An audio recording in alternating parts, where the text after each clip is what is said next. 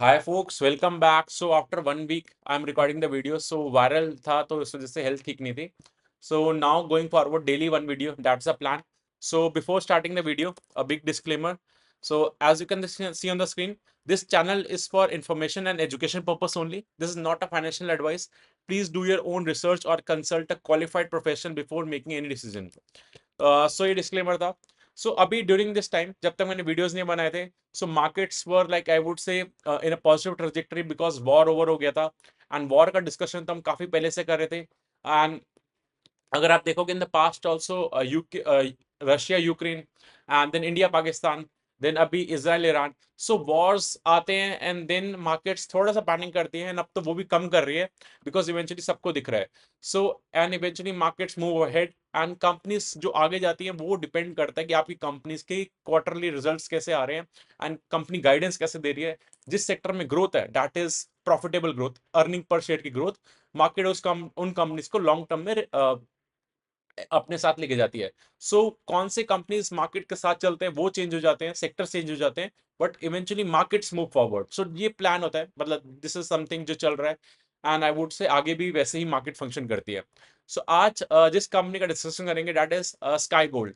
सो ये jewellery sector में work करती है। ज्वेलरी सेक्टर पे मैंने काफी टाइम से वीडियोस बना रहा हूँ एंड इस सेक्टर हम काफी क्लोजली ट्रैक कर रहे हैं बिकॉज ज्वेलरी का डिमांड काफी अच्छा है इंडिया में, क्योंकि ये वेडिंग सीजन से एसोसिएटेड है and wedding demand ever lasting है जब तक, क्योंकि Indians love jewellery and weddings में चलता ही जाएगा बिकॉज ये हमारा ट्रेडिशन है। एंड अगर आप देखोगे तो ओवरऑल जो ज्वेलरी कंपनीज हैं, लाइक हमने जो डिस्कस कर रखी है, सेनको, पीएन गार्डगिल, कल्याण ज्वेलर्स, टाइटन, ये सारी कंपनीज 20 to 50% से ग्रो कर रही हैं, गाइडेंस भी अच्छा दे रही है। सो स्काई गोल्ड कहाँ पे पिक्चर में आती है? सो ये जो सारी कंपनीज जो हम डिस्कस करते हैं B2C में, जो आप ब्रांड्स है बड़े, एक्सेप्ट टाइटन, बाकी सारे जो ज्वेलर्स हैं वो ज्वेलरी स्काई गोल्ड से बनवाते हैं। सो जहां पे भी आप देख रहे हो जो ज्वेलर आपको ज्वेलरी दिखा रहा है, मोस्ट ऑफ द चांस है कि स्काई गोल्ड ने बैक एंड में उसका डिजाइन करा है एंड देन आपको सेल कर रहा है। सो जैसे डिक्सन कॉन्ट्रैक्ट मैन्युफैक्चरिंग करती है, मतलब लैपटॉप या फोन बना के मैन्युफैक्चर करती है, लोगो लगा देती है दूसरे ब्रांड का एंड उनको सेल कर देती है बहुत थिन मार्जिन पे। सिमिलरली स्काई गोल्ड भी ज्वेलरी में काम करता है, ये बैकबोन है ज्वेलरी इंडस्ट्री का। ये काफी फिनोमिनल रेट से ग्रो कर रहा है। अगर आप देखोगे 100% से लिटरली सेल्स ग्रोथ कर रहा है एंड गाइडेंस भी अच्छा दे रहे हैं। अभी रिसेंटली इसमें काफी करेक्शन हुआ है एंड प्रमोटर सेलिंग का भी कंसर्न था। सो थोड़ा सा हैंगओवर चल रहा है। सो डिस्कस करेंगे अभी इसका क्या Q4 के रिजल्ट्स कैसे रहे and going forward what is the future outlook and numbers कैसे रहे। एंड वन अनाउंसमेंट क्या, हम 5000 की फैमिली होने वाले यूट्यूब कम्युनिटी पे। So I think so during this video ही हो जाएंगे when I will make this video live. And second is YouTube पे मैंने मेंबर्स ओनली वीडियोस अपलोड करें।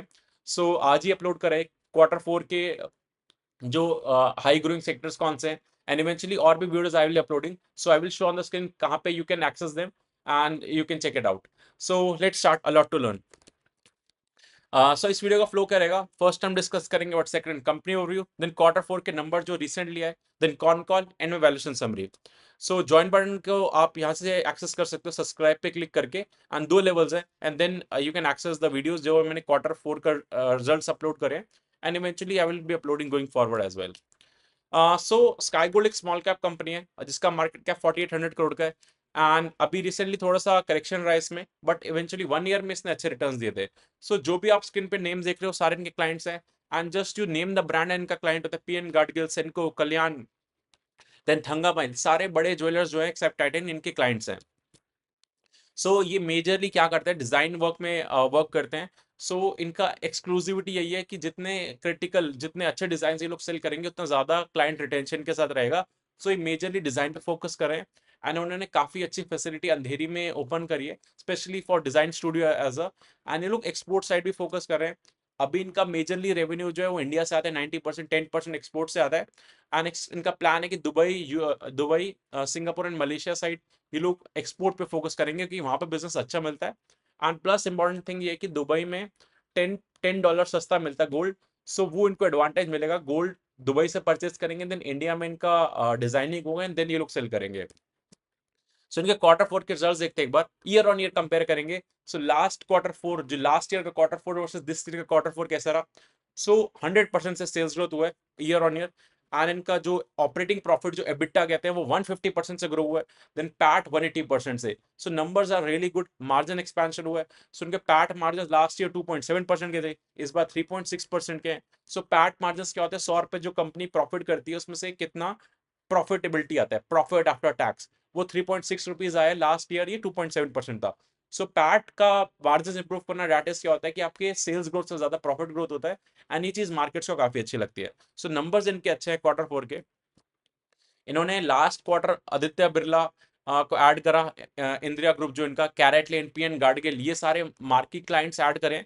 सो ये बड़े ब्रांड्स हैं, जिन इनके साथ जितना ज्यादा बिजनेस करेंगे सो इनको नेक्स्ट ऑर्डर्स भी इन्हीं को ही देंगे ये लोग। एंड पीएन गार्डगिल तो 50% से रेवेन्यू ग्रोथ का गाइडेंस दे रहा है। सो वो जितना ज्यादा अच्छे से ग्रो करेगा इनको भी बेनिफिट होगा। सो ओवरऑल कोई भी ज्वेलर ग्रो करे एंड अगर इनको ऑर्डर्स मिल रहे हैं तो इनका बेनिफिट रहता है।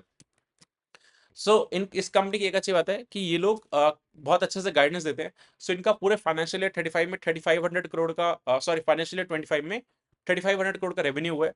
एंड इनका टारगेट है for the next year 5400 crore का रेवेन्यू, दैट इज 50% का sales growth they are expecting. And FY 27 में 7600 करोड़ का रेवेन्यू।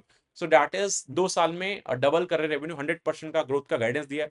इन्होंने लास्ट ईयर भी काफी अच्छे से ग्रो करा है, एंड 2 साल में भी अच्छा ग्रो कर रहे हैं। सो 1-2 साल का ग्रोथ का गाइडेंस अच्छा है, but we have to look for the company जो 3-4-5-7-10 साल की ग्रोथ कर पाए, क्योंकि मार्केट को वो कंपनी चाहिए जो लॉन्ग टर्म में कंसिस्टेंटली ग्रो कर पाए, रादर देन 1-2 साल अच्छे से ग्रो करे। सो वो हमें देखना है, क्योंकि मैनेजमेंट ने गाइड करा है कि जून के एंड में जो भी क्वार्टर 1 के रिजल्ट्स आएंगे उसमें ये लोग 2030 तक का विजन ये लोग प्रपोज करेंगे। सो वो कैसे रहते हैं we have to see. And ये बहुत clear cut straightforward guidance देते हैं, एंड उसको अपडेट भी करते रहते हैं, इवेंचुअली रीजंस भी दिए इन्होंने कैसे करेंगे। सो लाइटर वेट ज्वेलरी पे फोकस कर रहे हैं। आज हम सबको पता है गोल्ड का प्राइस 1 लाख के अराउंड है। So rather than purchasing 22-24 carat jewellery, लोग 20, 18 कैरेट, 14 कैरेट ज्वेलरी बिक रही है, एंड ये लोग उस पर फोकस कर रहे हैं। प्लस स्टडेड ज्वेलरी जो डायमंड वाली ज्वेलरी होती है वो ज्यादा बिक रही है, बिकॉज कॉस्टिंग वाइज कम आती है, एंड उधर मार्जिन भी इनके हाई होते हैं। एंड प्लस ये लोग गोल्ड मेटल लोन पे फोकस कर रहे हैं। सो अभी तक ये लोग क्या करते हैं, इनका बिजनेस मॉडल अगर आपको समझाऊं, सो जो इनके एग्जिस्टिंग क्लाइंट्स हैं उनसे ये लोग ऑर्डर लेते हैं, उनको फुलफिल करने के लिए गोल्ड परचेज करते हैं, एंड उसके लिए इनको इधर इंटरेस्ट लोन पे लेते हैं पैसा फ्रॉम द बैंक्स और gold metal loan, and then बना के ये लोग आगे सेल करते हैं। इस केस में क्या होता है, अगर आप बैंक से पैसा लोगे फाइनेंसिंग कॉस्ट का, तो आपको रेट ऑफ इंटरेस्ट काफी हाई लगता है, 9-10-11% का। लेकिन आप as a gold metal loan लोगे, रादर देन कैश लेना, आप गोल्ड ही एज अ लोन ले रहे हो, एंड बाद में आप गोल्ड वापस दे दोगे विद इंटरेस्ट। वो आपको 3 से 5% में मिल जाता है। उसके प्राइसिंग काफी ऊपर चला गया था interest rate gold metal loan का, बट अब कम हो रहा है क्योंकि गोल्ड वॉलेटाइल हो चुका था। अब जैसे गोल्ड का प्राइस स्टेबल हो रहा है तो गोल्ड मेटल लोन फेवरेबल हो रहा है, एंड लोग प्लान कर रहे हैं कि जितना भी इन्वेंट्री है जो इनका यूज करते हैं लोग, वो 80-90% GML से स्पॉन्सर करेंगे। उससे इंटरेस्ट रेट कम आएगा, एंड पैट मार्जिन और भी इंप्रूव होंगे। पैट मार्जिन का गाइडेंस भी इंप्रूव करते जा रहे हैं। इन्होंने टारगेट करा है कि FY 27 में 4.5% के पैट मार्जिन होंगे, जो भी 3.7% है। दैट मीन्स इनका सेल्स ग्रोथ से ज्यादा प्रॉफिट ग्रो करेगा। ये 2 साल का इनका गाइडेंस है, इन्होंने प्लान ही बताया कैसे करेंगे, as you can see on the screen. इनका वैल्यूएशन एक्सरसाइज करते हैं। 1 रुपए लोग जो कमाते हैं उसके लिए 36 का प्राइस मिलता है इनको।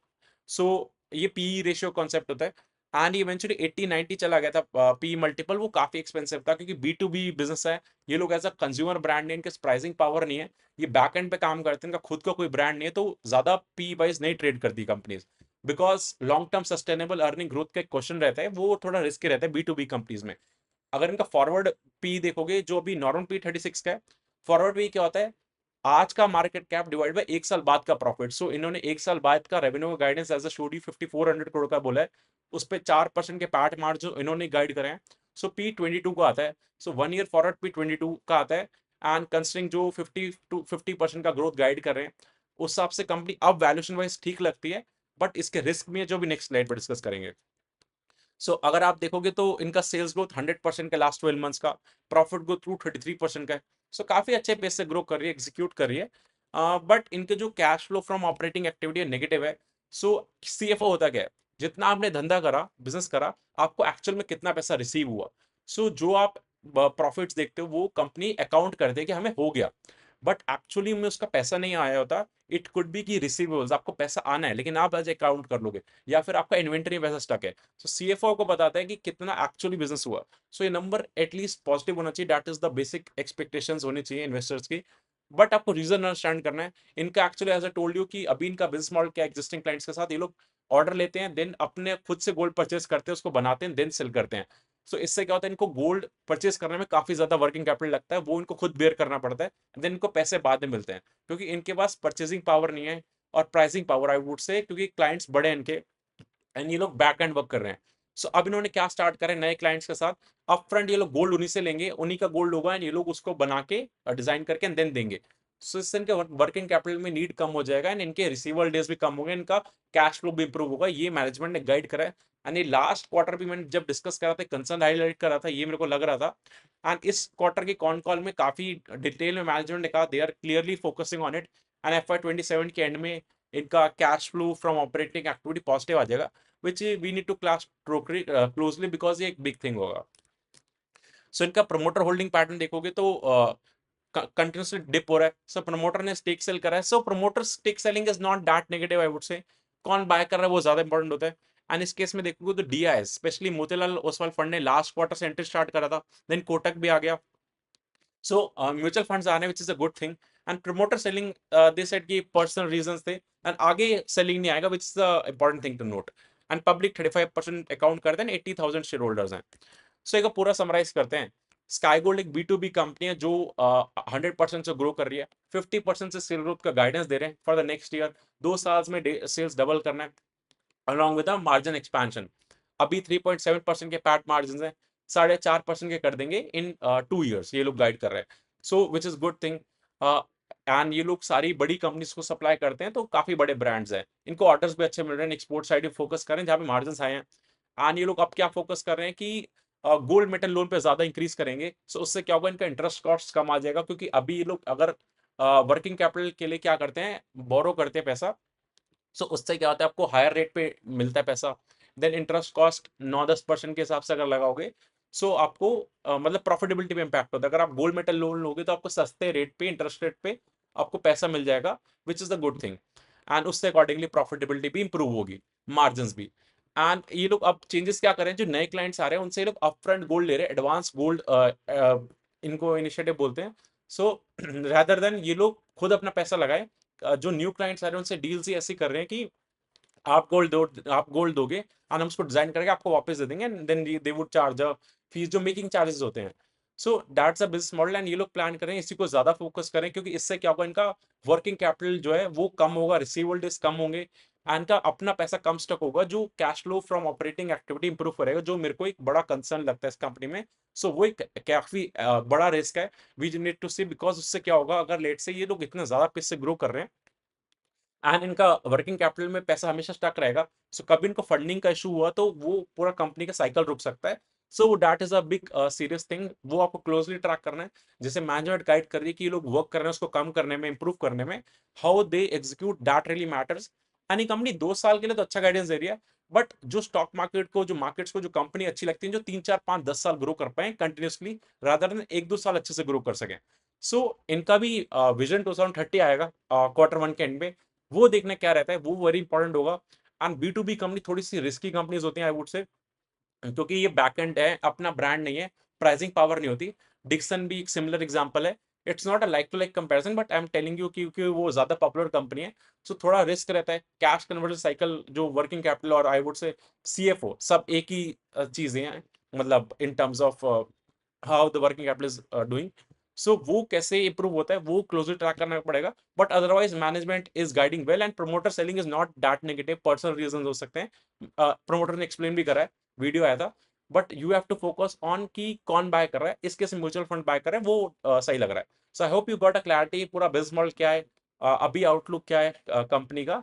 एंड अपार्ट फ्रॉम दिस कोई क्वेश्चंस है, do comment in the comment section, I will answer them. And note, it's not a like investing advice, it's complete educational content, and thank you.